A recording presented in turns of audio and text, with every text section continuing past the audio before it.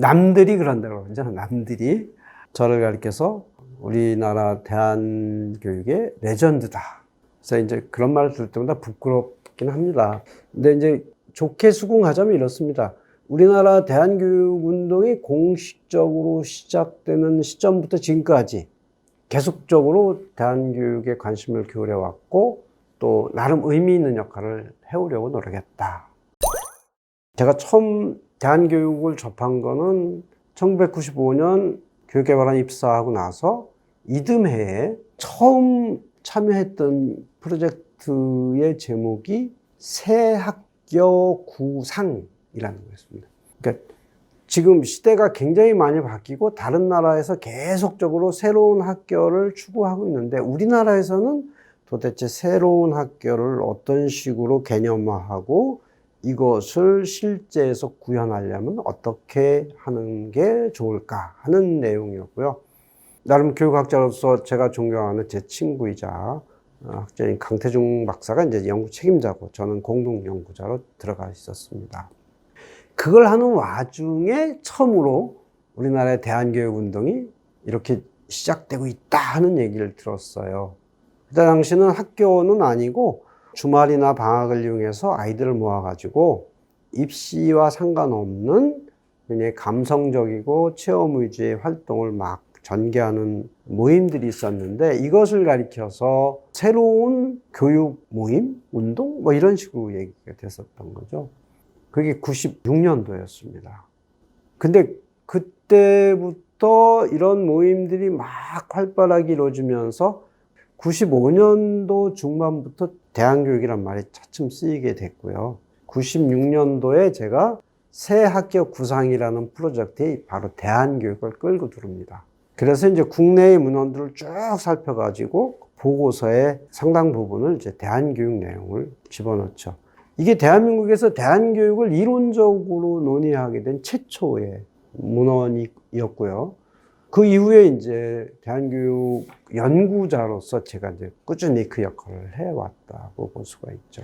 그러다가 이제 1997년, 8년에 교육부에서 어떤 그 고민을 하기 시작했냐면 1996년에 시작됐지만 당시 이제 막 중도 탈락 학생이 급격하게 늘어나는 분위기에서 이 아이들을 위한 대안이 없을까라고 고민하다가 눈여겨본 것이 당시에 영광에 있었던 성지고등학교라고 당시에는 각종학교로 분류되어 있던 비정규 학교였는데 도시에서 적응하지 못하고 학교를 나갔던 아이들이 거기 가서 잘 적응하고 졸업을 했다 하는 기사가 몇몇 언론에 실리면서 이제 굉장히 유명한 학교가 됐습니다. 교육부가 그 학교를 벤치마킹해서 새로운 학교를 만들겠다. 그 이름을 대한학교라고 했어요. 그 정책을 만드는 과정에 이제 제가 교육개발원에 공교육 파트의 연구자로 있었으니까 관여해가지고 그 안을 만드는데 기여를 했고, 그래서 그때 만들어진 법령이 초중등교육법 시행령 제91조라고 하는 거기에 특성화 고등학교라는 명칭이 처음 나고요. 그거를 흔히 우리나라 대한교육하는 분들이 제1차 법제화라고 얘기합니다. 대한교육 특성화고등학교가 처음 생기는 게 이때였죠. 물론 특성화 중학교도 이제 당시 초중등교육법 시행령 제76조라고 하는데 같이 생겼습니다. 이게 정규 학교형 대한학교가 만들어지는 거고요. 그러다 이제 어떤 일이 벌어지냐면 당시에 대한학교라는 것이 생겨서 사람들이 많이 좋아했는데 그게 소수의 고등학교와 극소수의 중학교만 있었거든요. 근데 초등학교 학부모들이 우리도 대한학교가 필요하다 하고 막 요구를 했어요. 근데 초등학교는 대한학교 제도가 없었습니다. 그래서 많은 사람들이 그래? 그럼 우리가 직접 만들지 뭐 하면서 이제 비인가로 막 초등학교 만들기 시작했습니다. 이게 2001년도부터인데 2002년, 2003년도가 되니까 비인가 학교들이 엄청나게 많이 생겼어요. 근데 교육법에 의하면 이 비인가로 학교를 만들어서 운영하는 사람들은 3년 이하의 징역, 3천만 원 이하의 벌금을 쳐야도록 됐습니다. 근데 이걸 처벌할 수도 없고 그렇다고 내두자니 불법을 용인하는 꼴이 되고 그래서 2005년도에 이 문제를 해결하려고 국회하고 교육부하고 협의를 해서 이 학교를 아예 대안학교로 만들자라고 대한학교, 그 따옴표로. 이건 일반 명사가 아니라 법률적인 용어로 대한학교가 만들어집니다. 그런데 초중등교육법 제60조의 3이라고 하는 항목을 두고 거기에 대한학교. 그래서 이러이러한 특성을 가진 학교 가르치고 이를 대한학교라 한다. 근데 거기에 이제 학업을 중단하거나 아니면 자기 자신이 받고 싶은 교육을 받고자 하는 아이들을 위한 학교, 이게 대한학교인데, 그래서 그 구체적인 설립과 운영에 대해서는 따로 시행령으로 정한다. 이렇게 한 게 이제 2005년 국회를 통과합니다.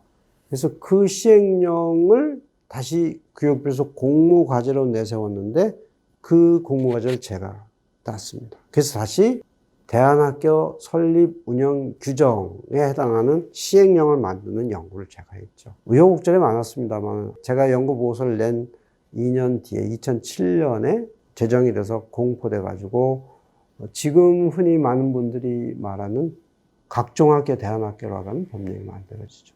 사람들은 이거를 대한교육 제2차 법제화라고 부릅니다. 그런데 본래 불법적인 지위에 있던 학교들을 다 일일이 끌어들이려고 만든 게 대한학교 그 설립운영 규정이었는데 대부분 학교들이 안 들어왔어요. 왜냐하면 거기에 들어와서 인가받기도 어렵고 교육청의 온갖 잔소리와 규제를 받을 수밖에 없다. 그래서 안 했어요. 그래서 이제 또 교육부가 고민이 길어졌죠. 그래서 2018년에 제3차 법제화를 위한 시도를 교육부에서 합니다. 그래서 이제 그때의 3차 법제화를 위한 연구를 제가 또 하는데 대한교육 지원을 위한 법령 정비 방안. 이걸 교육부에서 발주를 하고 제가 또 발주를 받아서 연구를 진행을 했습니다. 근데 이 연구가 막 마무리될 무렵에 국회에 박찬대 의원을 중심으로 해가지고 새로운 대한학교 법령을 만들기 시작해서 2020년 말에 대한학교에 관한 법률이라는 게 만들어집니다. 그거의 골자는 불법적 지위에 있던 비인가 대한학교들을 학력 인정은 안 되지만 교육기관으로는 인정을 하겠다는 취지로 해서 교육청이 등록을 받아주도록 되어 있습니다. 그래서 대한학교 등록제다 이렇게 표현도 하는데 이렇게 해서 이제 3차 법제화가 이루어졌죠.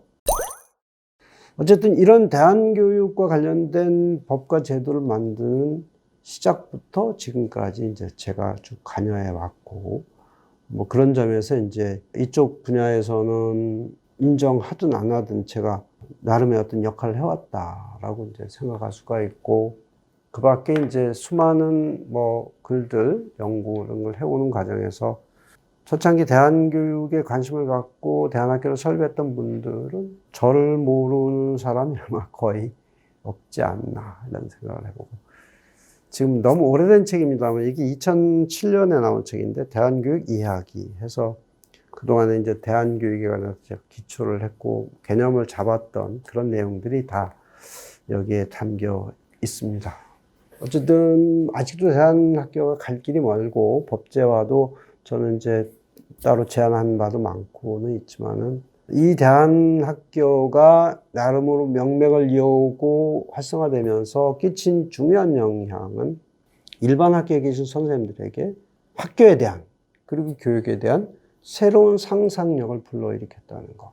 그리고 이제 많은 분들이 공교육 분야에 있는 선생님들도 인정하는 게 혁신학교를 운영하는데 그때 많은 영감을 이 대한학교에서 가져왔다. 그렇게 인정들을 합니다. 그런 점에서 기록적으로 드러나는 건 아니지만은 우리나라 그 춥고 배고픈 상황에서도 희생적으로 노력한 대한학교 선생님들이 우리나라 학교 교육의 발전에 끼친 영향이 결코 적지 않다. 제 역할은 그분들의 노력을 조금 부분적으로나마 다른 사람들이 관심을 갖도록 전해드린 정도의 역할을 했다. 이렇게 할 수 있죠. 앞으로도 저는 교육감으로서 대한교육 어떻게 할 거냐. 제가 기자회견에서도 이제 지원을 하겠다는 말씀을 드렸지만 미래 교육은 모든 공립학교가 대한학교처럼 가는 게 전 미래 교육이라고 봅니다. 대한교육의 핵심은 아이 중심 교육이거든요.